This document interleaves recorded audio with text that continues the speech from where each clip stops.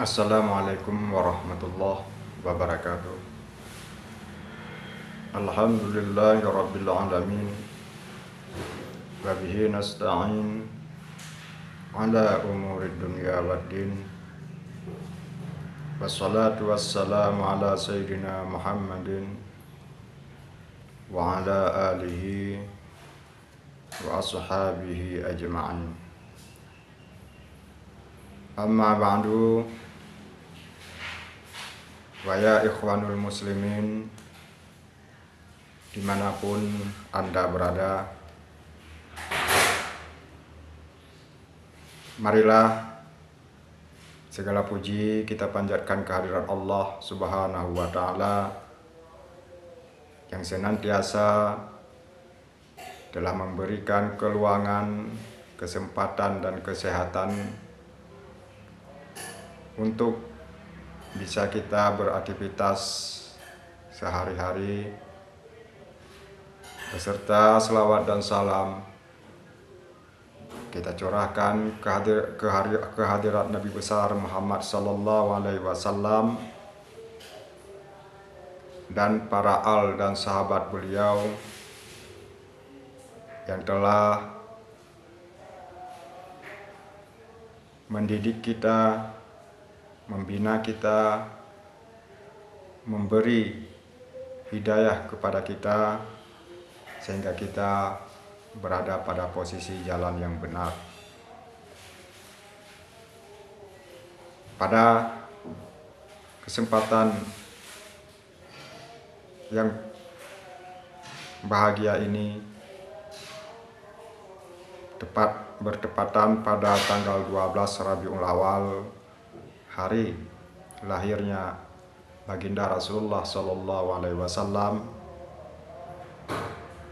Marilah sama-sama kita iringi ketakziman dan keikraman juga kepada masyayikhil kiram, mursyid-mursyid, munafis-munafis, khalifah-khalifah di seluruh Nusantara, dan juga kepada birokrasi-birokrasi sultan dimanapun bapak-bapak berada dan bertugas untuk negara, bangsa, dan agama. Saudaraku seiman dan seyakinan, pada kali ini kita sambung daripada episode kemarin tentang pembahasan kajian sejarah leluhur sultan, asal usul sultan, silsilah sultan, dan nasabiyah sultan yang bersambung kepada cicit Rasulullah Sallallahu Alaihi Wasallam, Hasan dan Husain. Dari episode kemarin kita telah membahas ruang lingkup area di seputaran Kecamatan Delima. Di sini kesimpulan yang kemarin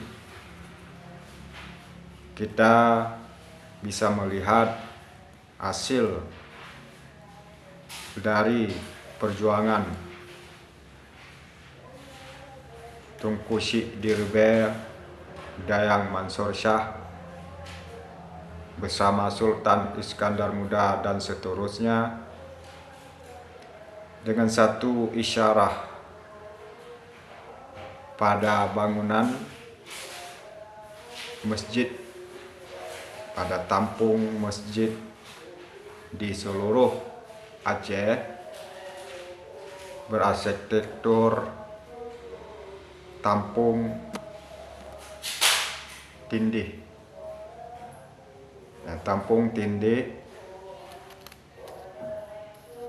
masjid lama daripada pembangunan, baik itu Masjid Raya Baitur Rahman sampai Masjid Tunku Syekh Dirbe, Masjid Bambung, bahkan sampai ke masjid daerah timur, Beracan, dan sebagainya. Di sini jelas tergambar daripada arsitektur atapnya dari masjid, menggambarkan tentang masalah garis geografis perjuangan Tunku Syekh Dirube Dayang Mansur Shah, yang pada posisi yang paling atas adalah tampung kecil satu tingkat dan tampung besar pada tingkat yang kedua. Di sini menggambarkan pada posisi tingkat yang teratas adalah berada pada posisi Kecamatan Delima. Dan pada posisi tampung yang besar sebagai pondasi di bawahnya adalah mencakup Asia Tenggara, khususnya antara Malaka dengan Perak, Malaka dan Aceh.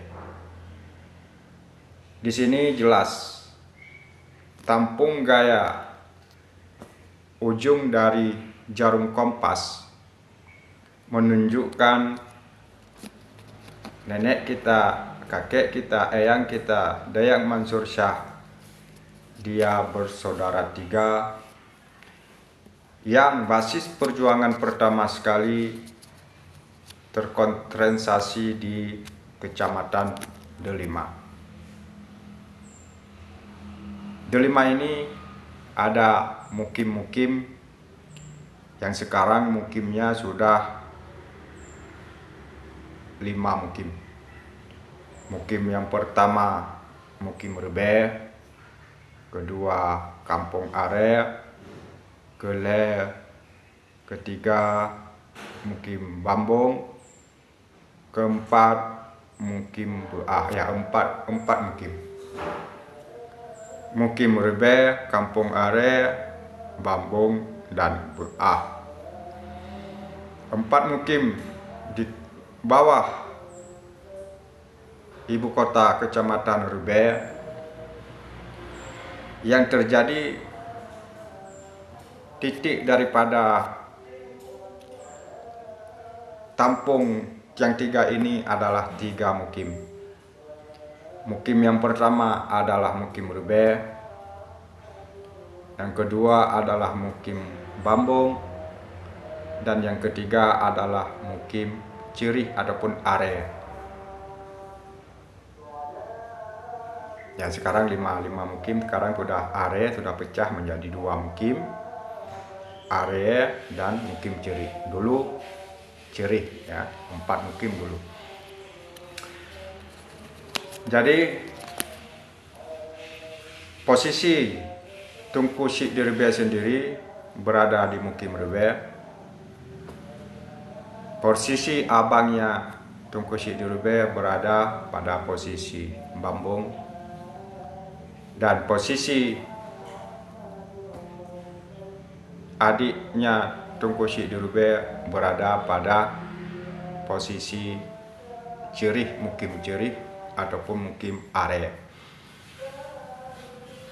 3 mukim inilah yang menjadi garis geografis hubungan ulama besar, sultan, penasehat kerajaan Al-Kabir dari Sultan Iskandar Muda beraktivitas dan berlalu lalang dan berinteraksi saban hari, baik dalam menyebarkan agama ataupun melakukan silaturahmi yang bersifat kekeluargaan.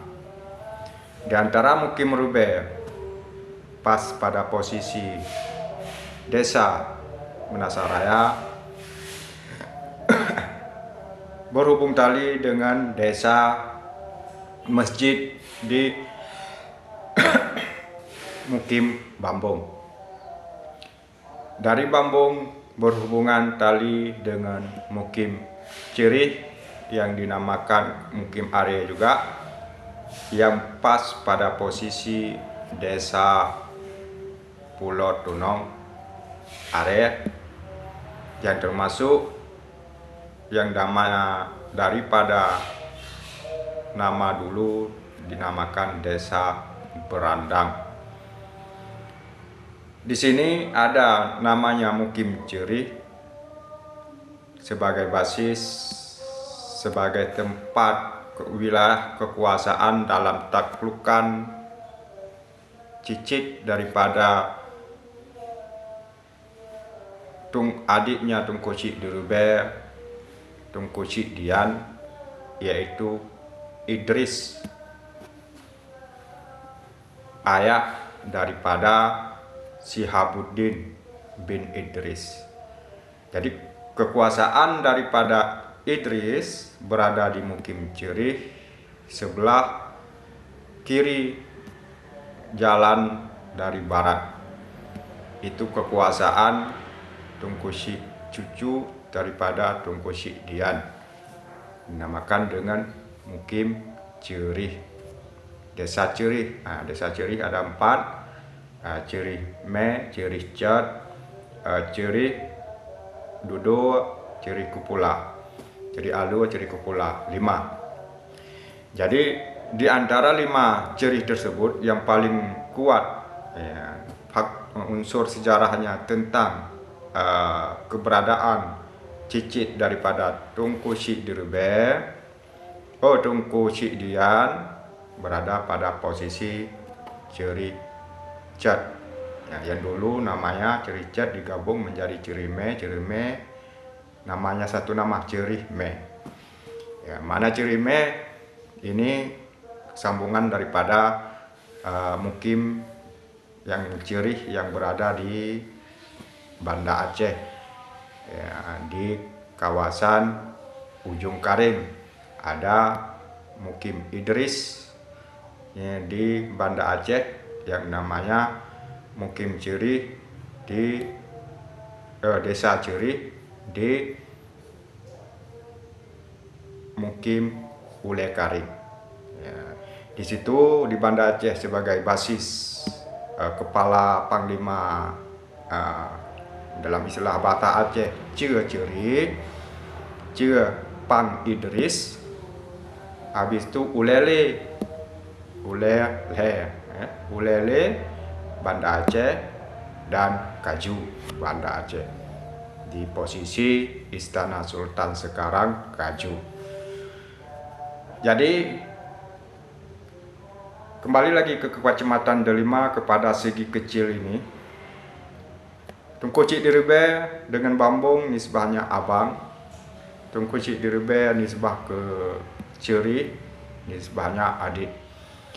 Cerih pusatnya berada di Desa Pulau Tunong, di Desa Kandang, pas bertepatan dengan kajian sejarah kami berada di kawasan desa dulu, desa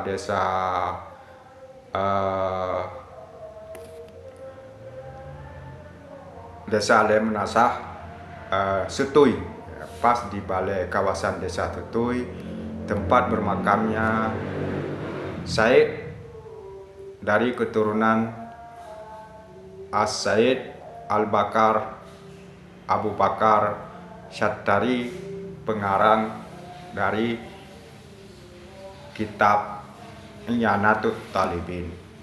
Jadi ada keturunannya di situ, dan nenek-nenek kakek kami berada di makam yang berada di Balai Setui, yang sekarang masih dalam keadaan sebagai pos anak-anak pemuda untuk nongkrong dan salat zuhur. Di situ ada satu perkampungan yang sudah jadi hutan dan sekarang sudah diubah menjadi kebun, dan ada pemilik memang dari ahli waris ada di situ yang namanya Lampuh Me.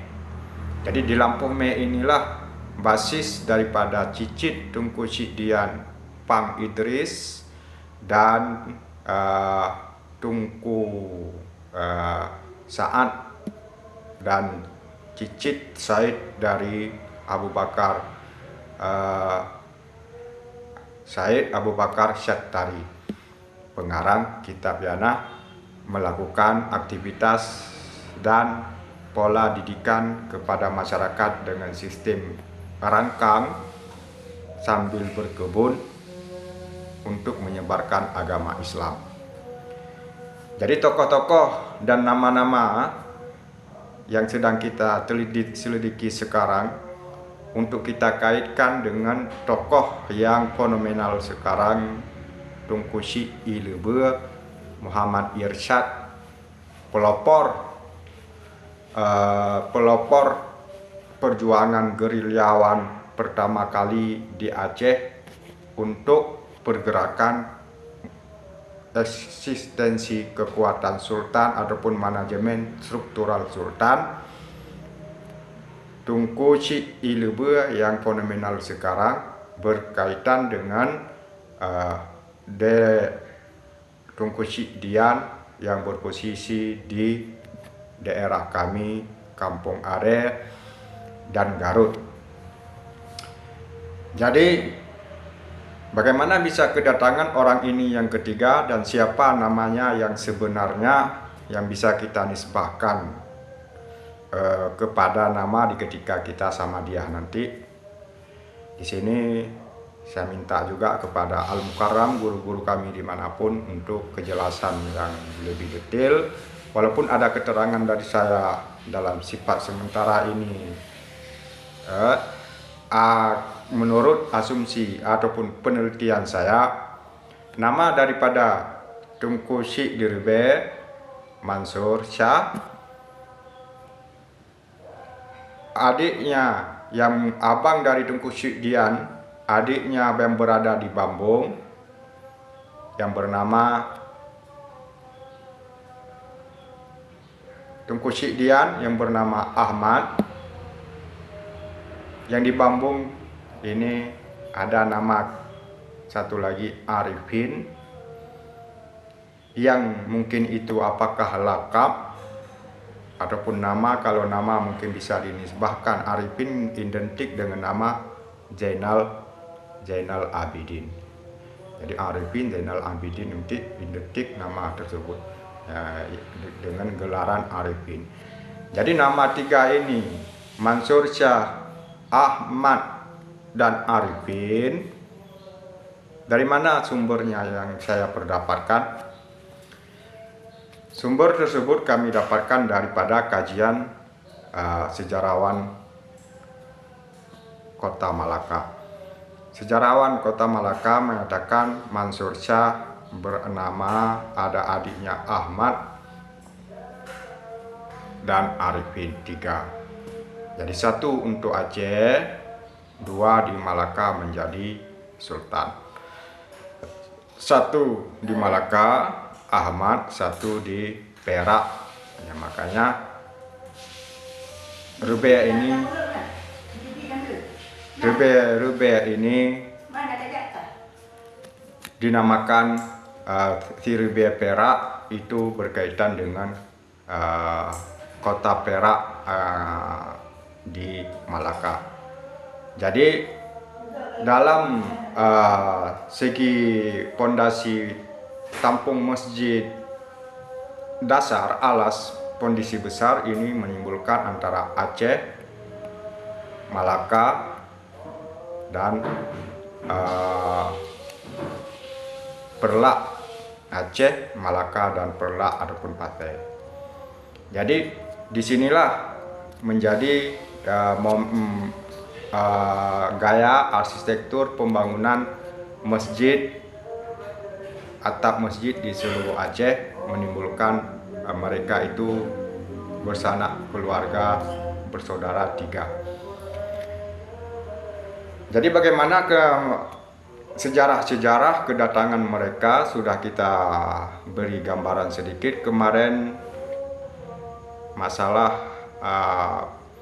pengantaran pengantin Tunku Syekh Ilebe meminang Syarifah yang dari Kecamatan Delima, dengan kedatangan 3 bersaudara laki-laki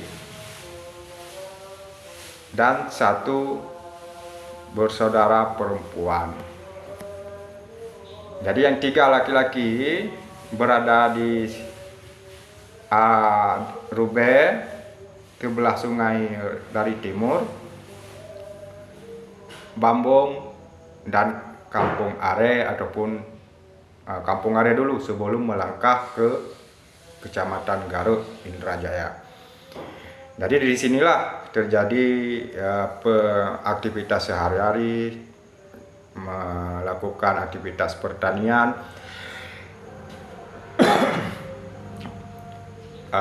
majelis taklim, pengajian-pengajian kepada masyarakat, dan melakukan perkebunan, menanamkan pohon-pohon kelapa di kebun-kebun yang di areal kosong, yang sehingga Tengku Syekh di Rube tersebut sangat disegani dan dikeramatkan bahkan di seluruh Nusantara ini, dan menjadi diabadikan nama beliau Tengku Syekh di Rube kepada jalan Medan Banda Aceh antara Masjid Al-Falah dengan Padang Tiji. Sampai ke Padang Tiji dinamakan Jalan Tengku Syekh di Rube. Jadi dari sinilah Kecamatan Delima terjadilah pergerakan penguasaan sampai ke Semenanjung, Malaka, dan Perak. Bagaimana mereka bisa singgah ke Perak dan ke Malaka? Siapa yang lebih dulu?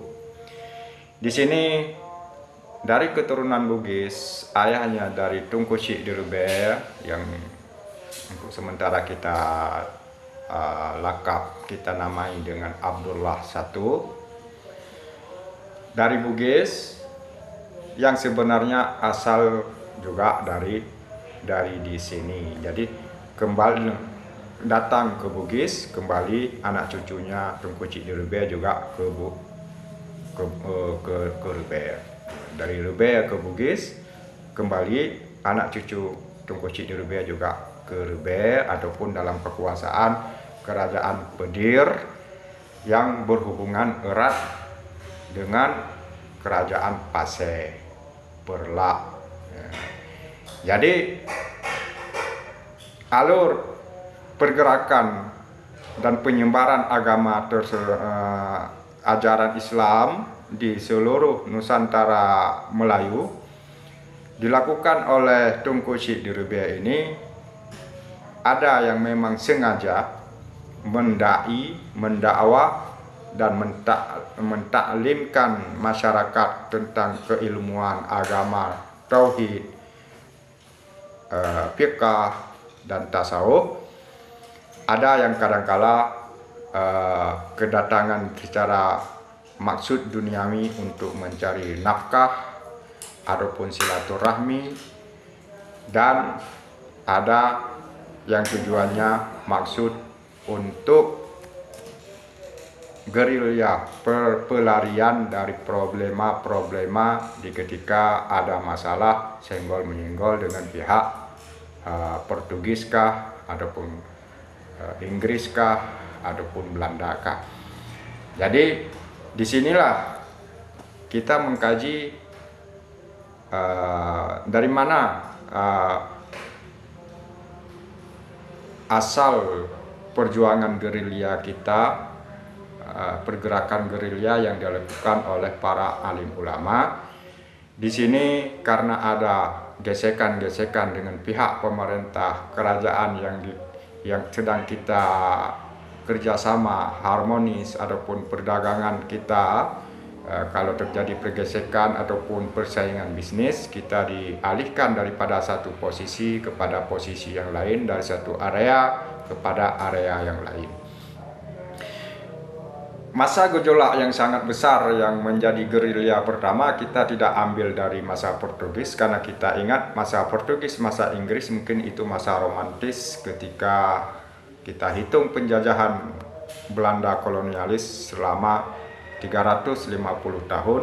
Ada yang masa harmonisnya, tapi masa tegangnya yang kita problemkan masa gurunya Tunku Syekh Haji Mudawali Al-Khalidi, yaitu Tung Syekh Muhammad Mahmud Syekh Mud dan Tunku Syekh Krungkale Abu Hasan Krungkale beserta Tunku Syekh Muhammad Irsyad dan beserta Tunku Syekh Tuanku Raja Kemala, anak dari Tuanku Banta Hashim, dari keturunan Maharaja Lela, adik daripada Sultan Iskandar Muda. Jadi Maharaja Lela memang di bawah keturunan tersebut ada Ahmad, ada Mahmud, ada Zainal Abidin. Itu dinisbahkan dengan nama Sultan yang sebenarnya karena memang dari keturunannya Sultan, tetapi tidak pada posisi memegang kekuasaan, karena jalur laki-laki dari pihak perwalian laki-laki semuanya sultan-sultan. Nisbah gelaran sultan sebenarnya hanya ditambalkan kepada orang yang mendapat wilayah dan hak untuk mengontrol Aceh. Jadi Maharaja Lela ini sebenarnya adik daripada Sultan Iskandar Muda.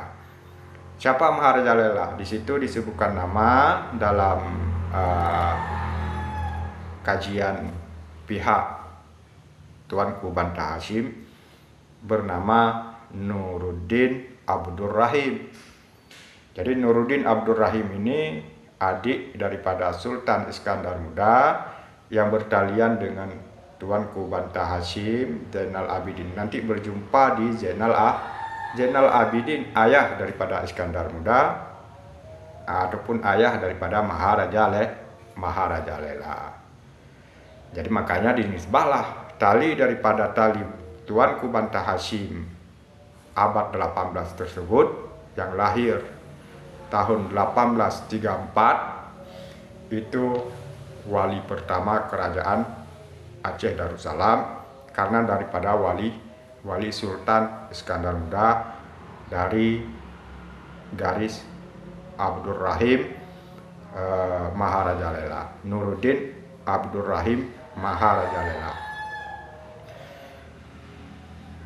Saudaraku, untuk kita lebih jauh kita menelusuri tentang sejarah, kami selalu mengedepankan saling ta'aruf, saling berbagi dalam berbagai ilmu dan kajian dan peninggalan-peninggalan, tulisan-tulisan, karangan-karangan, naskah-naskah dari kakek-kakek kita masing-masing. Dan kejelasan yang paling utama adalah kalau menyangkut tentang masalah tarikah, kita yang paling diutamakan adalah nama yang sahih untuk bisa sampai doa-doa sama dia, doa-doa zikir kita kepada yang kita tuju dan yang kita niatkan. Jadi di sini hubungan dengan kami antara Tunku Syekh Dian dengan Tunku Syekh Dirbe berposisi di desa Pulau Tunong dari kawasan nama yang dulu kawasan Berandang, desa Berandang. Desa Berandang gabung dulu desa Pulau Tunong sama Pulau Baru gabung. Kalau desa Berandang berada di bawah di sebelah laut, di sisi kiri jalan kanan. Kalau desa Setuy berada di sisi kanan jalan dari Medan Banda Aceh. Ya, desa Setuy inilah yang memegang peranan sebagai keturunan Rasulullah Shallallahu Alaihi Wasallam yang kakek buyutnya pengarang kitab Iyanatut Talibin Syed Abu Bakar Syattari. Jadi sekarang makamnya sudah dipugar, bisa kita dikunjungi, apakah itu cicit-cicitnya kan, ataupun memang kakek dekat kami ya, itu sudah sahih, memang sudah ada bangunan yang sudah dipugar. Jadi makanya di sini selalu misi dari kami ini untuk pesantren, untuk penyampaian ilmu, paling kurang setingkat kitab I'anatul Talibin orang dia bisa menguasai, itu sudah mencukupi sebagai fardu kifayah, dan kita bisa mencari nafkah setelahnya dengan kecukupan ilmu amaliyah sehari-hari sudah bisa kita amalkan, sudah bisa kita praktikkan, sudah bisa kita anggapkan dia itu sudah menguasai puruk-puruk ibadat agama, muamalat ataupun munakahat. Itu setingkat kitab I'anatul Talibin dari peninggalan Said Abu Bakar Asy-Syattari, yang kita sekarang kitab tersebut kalau di Dayah dipelajari setingkat kelas 3 sanawiyah, kelas 3 sanawiyah, setingkat aliyah sanawiyah tingkat 3 di setiap Dayah di seluruh Aceh sudah bisa menguasai dan memahami kitab I'anatul Talibin. Lantas di mana Abu Bakar Asy-Syattari tersebut? Ya, Abu Bakar Asy-Syattari di Mekah di sana dan bermakam di sana. Tapi ini yang kita bicarakan adalah zuriat-zuriatnya yang kita ini sedang membahas karangan dan peninggalan beliau yang terjadi sedikit permasalahan tentang karangan di karangan Abu Bakar Asy-Syattari kitab I'anatul Talibin. Tema kami di sini mengangkat tentang masalah pernikahan adik, pernikahan adik dengan kakak sepupu, tentang sah tidak sah dalam bab munakahat. Di dalam kitab I'anatul Talibin ada tertera hukum vonis dari Abu Bakar Asy-Syattari bahwa beliau berpendapat tidak sah akad nikah, adik sama abang sama adik sepupu daripada anak khalah. Anak khalatun makcik dari seibu, makcik dari ibu.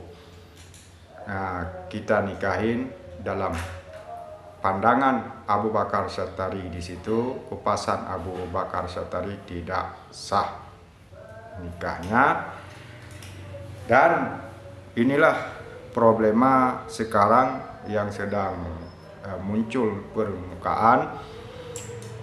Ada yang sudah realita terjadi pernikahan, bahkan sudah gede-gede anak-anak tersebut, bahkan sudah tua-tua, bahkan sudah almarhum setingkat ayah-ayah kami.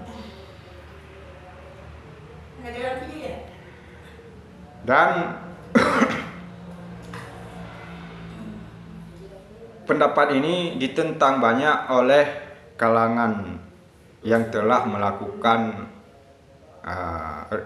pernikahan ala demikian di desa kami, dan sedikit terjadi gesekan dan benturan. Di sini kami mohon kepada alim ulama untuk benar-benar memvonis yang benar, yang sebenarnya daripada pendapat-pendapat, walaupun ada di kitab yang lebih tinggi, kitab Mahalli, kitab Tuhfah, dan kitab Nihayah yang lain Syekh Ramli. Di sini untuk bisa kita ambil satu kesimpulan, terutama menyangkut tentang status anak dari tersebut daripada status waris, ahli waris. Walaupun ada di sini kias-kias sukuti si kias-kias serempangan dari orang yang telah melakukan tersebut, ya, karena mereka ya berbirahi. Sebenarnya ada orang juga tidak akan berbirahi kalau dikatakan di garis tidak sah, tidak hukumnya haram dan tidak sah, tidak akan berbirahi. Tapi ada yang berbirahi dan sudah menghasilkan anak dan keturunan dan sudah bercucu bahkan. Kita tidak bisa menyalahkan posisi pendapat yang dikemukakan oleh Said Abu Bakar Asy-Syattari, karena itu merujuk kepada pendapat Asy-Syafi'i dalam kajian-kajian kitab madhab Syafi'i yang lain. Walaupun nanti ada Imam Malik, Imam Hambali ataupun Imam Hanafi, itu di luar daripada pengetahuan kami, tapi yang dari mazhab Syafi'i menyatakan sebagai yang tertulis tersebut dan kami berpegang. Di ketika kami berpegang, mereka mengkiaskan problem tersebut kepada kakek nenek Nabi, yaitu Abdul Muthalib dengan Fatimah, istri Abdul Muthalib dengan Fatimah. Jadi yang posisinya siapa di situ?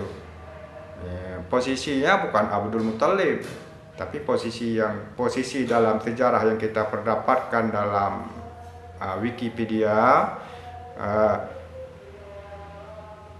tentang masalah kakek Nabi terjadi pernikahan antara abang dan adik dari sepupu. Ini posisinya adalah Fatimah, bukan Abdul Muthalib. Dari nenek Nabi Fatimah tersebutlah yang posisi kita ibaratkan sekarang sebagai penyimpan zuriat nur Nabi kita, Nabi Muhammad sallallahu alaihi wasallam, yang lahirlah Abdullah, ayah daripada Nabi. Jadi lahirlah Abdullah, ayah sebagai anak Nabi. Sedangkan masa Abdullah Abu Talib sebelum lahir Nabi kita, Nabi Muhammad sallallahu alaihi wasallam, masih dalam keadaan zaman Fatarah. Jadi zaman Fatarah tersebut zaman kedatangan Nabi, putus kenabian sesudah Nabi Isa, sebelum lahir Nabi Muhammad. Jadi di ketika lahir Nabi Muhammad dan ada aturan-aturan baru dan dikupas, dibahas, dikaji oleh Khulafaur Rasyidin dan termasuk oleh imam mujtahid. Di sini imam mujtahid Imam Syafi'i, dan disampaikan oleh Syekh Abu Bakar Asy-Syattari menyatakan itu adalah mensah pada zaman Fatarah, tidak bisa diamalkan pada masa sesudah Nabi Muhammad sallallahu alaihi wasallam dan seterusnya sampai kepada Khulafaur Rasyidin, sampai kepada imam mujtahid yang bermazhab Imam Syafi'i dan sampai kepada kita. Kenapa? Karena itu zaman Fatarah. Zaman Fatarah kejadiannya antara Abdul Muthalib dengan neneknya Nabi Fatimah, itu zaman Fatarah. Ya, jadi belum ada syariat. Tapi ketika sudah ada syariat Rasulullah Sallallahu Alaihi Wasallam dan dibahas kaji oleh para mujtahid, sebenarnya kita harus berani menyimpulkan baik pihak kuake MUI untuk tidak melakukan dan mengeluarkan surat nikah kepada yang bertentangan dengan satu poin saja dulu, jangan dikiaskan, jangan diluaskan surah kepada anak dari khalah. Anak dari khalah tidak boleh, tidak sah hukum nikah. Jadi ini problema antara kami juga dengan Kuaket. Di sini kami butuh para guru-guru kami, Masyaikh kiram kami untuk mengklarifikasi dan mentasdekkan sesuatu pada posisi yang lebih kuat keyakinannya dalam proses amaliyah munakahat. Karena kenapa? Di kampung kami banyak itu dari keturunan semi ingkes, ya. Semi ingkes, kalau ingkes masa Nabi Adam ya orang ini bilang boleh, tapi masa Nabi Adam boleh, antara Habil dan Kabil itu sama adik-adiknya itu masa Nabi Adam itu satu bapak satu ibu. Tapi ini lain ibu. Semi ingkes kita katakan, belum sempurna ingkes. Jadi pendapat Abu Bakar Syatarilah yang kami berpegang di sini, dan vonis tentang masalah apakah dipisahkan. Kalau pendapat Anda demikian tidak sah, dipisahkan yang sedang berlanjut sekarang, dipisah ranjangkah, dipisah rumahkah. Di sini kami pulang kepada Mufti Kerajaan Aceh Darussalam yang lebih alim, yang lebih mumpuni tentang masalah agama, dan kami menunggu vonis daripada pihak alim ulama. Sudah, karena kita bicara tentang masalah kitab Yanatul Talibin, peninggalan daripada eyang-eyang kami, kakek-kakek kita, ya karena ada problem sedikit supaya bisa diselesaikan secara bijaksana. Tujuannya kita untuk itu kan, perdebatan pendapat, ada permasalahan walaupun dia sudah almarhum, sudah ratusan tahun yang lalu, tapi yang bisa kita jawab dan bisa beri dalil oleh kita yang masih hidup ini, membuat kelapangan arwah-arwah daripada ulama-ulama terdahulu. Di sini makanya apapun keputusan daripada pihak alim ulama tentang satu poin masalah tersebut harus dilaksanakan dari tingkat desa sampai tingkat kecamatan, dari Tungku Rangkang sampai tingkat Kuaket dan MUI sekalipun. Saudara, kawan-kawan, sahabat saya dimanapun Anda berada, kembali lagi kepada pokok pembahasan tentang telusuri kajian sejarah antara Rebe dan Perak, antara Rebe dan Malaka, antara Rebe dan Pasir. Di sini kemarin sudah Tengku Sidian yang sudah kita nama, kalau namanya Tengku Sidian Ahmad Arifin adiknya, habis itu Tengku Rube Mansur. Di sini ada daripada kakek daripada Muhammad Irsyad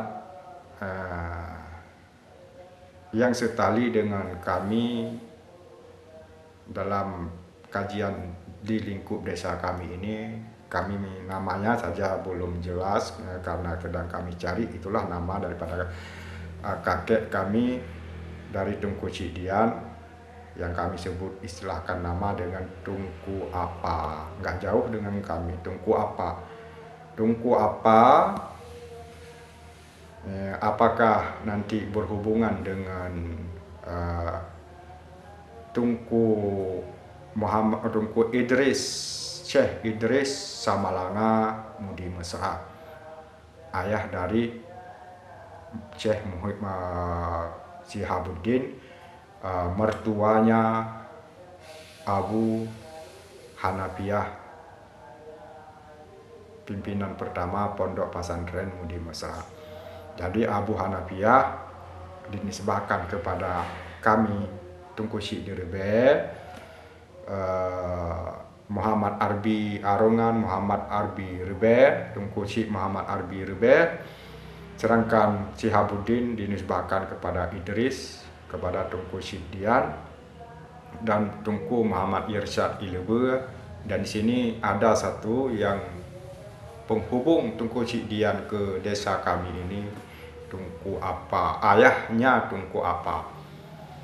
Jadi ayahnya Tunku Apa dari Garut, jadi singgah di desa kami di sebelah kanan dari Banda Aceh, di sebelah kanan, di persisnya di bawah kekuasaan desa Setuy. Ayahnya Tunku Apa melahirkanlah nenek kami daripada Ibunda Aminah, ya, Aminah ini namanya Mayek. Ibunda Aminah ada adiknya Tunku Apa. Jadi Ibunda Aminah, nenek Aminah dengan Tunku Apa ini punya ayah dari Garut, punya ayah dari Garut. Dan Tunku Apa ini nyebrang jalan pas di posisi desa Pulau Tunong tersebut yang gambarnya, pintu gerbangnya gambar benteng itu. Pas di posisi tersebut menikahlah dengan putri dari saudara sepupu dari Aminah, nenek kami Aminah.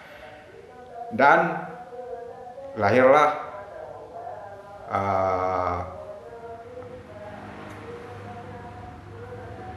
nenek dari Marabi, istilahnya namanya kan Marabi.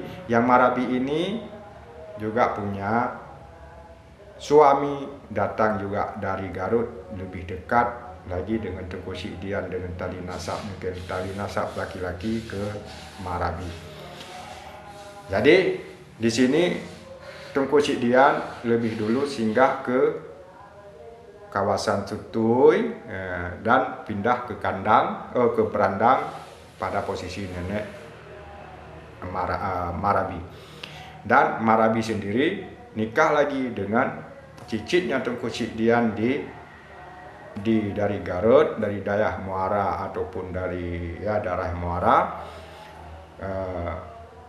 Dan sekarang masih ada dan eksis menjadi tokoh Tunku imam dari desa kami. Disinilah hubungan kami antara desa Setuy dengan desa Kandang, desa Berandang.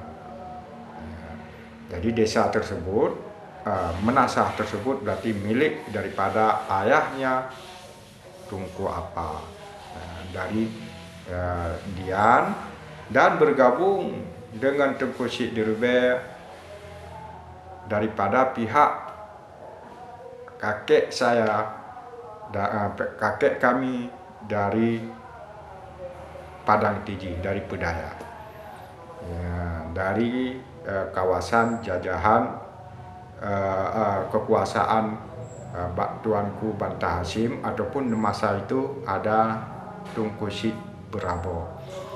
Tunku Syed Berabo, hari itu ada Tunku Syed Gogo, dan seterusnya berhubung dengan ada sekarang Tunku Abdul Wahab almarhum, pimpinan daerah di samping sungai di Kedai Kampung Are. Ada juga khatib masjid dari Masjid Kampung Are adalah Tunku Muhammad yang guru di tugasnya di Banda Aceh, guru SMA Modal Bangsa yang ahli kimia tersebut. Jadi disitulah hubungan kami dengan kekuasaan Banta Hasyim, Tunku Syed Berabo, Tunku Syed Gogo. Jadi tentang masalah kita nisbahkan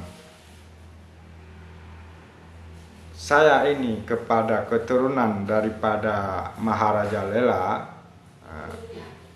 Tunku Syed Banta Hasyim, Ini ada khilaf karena kami ada yang diistilahkan dengan nama Tunku Perlak, Tunku Syah Perlak.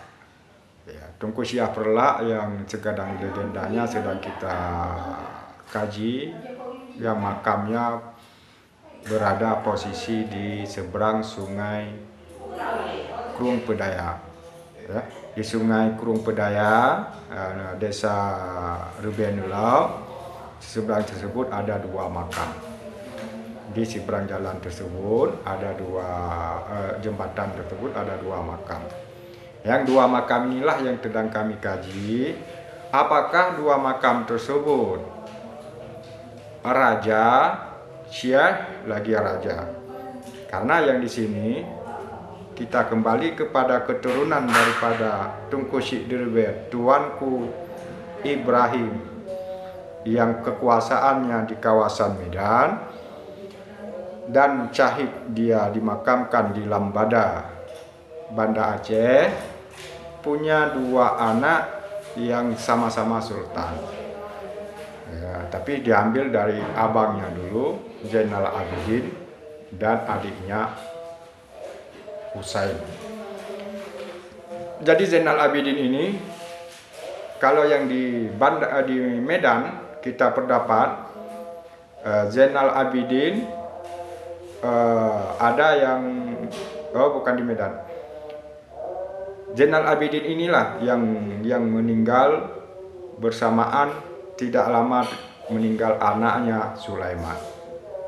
Yang menghasilkan anak daripada Sulaiman di sini ada anak Sultan Mahmud Syah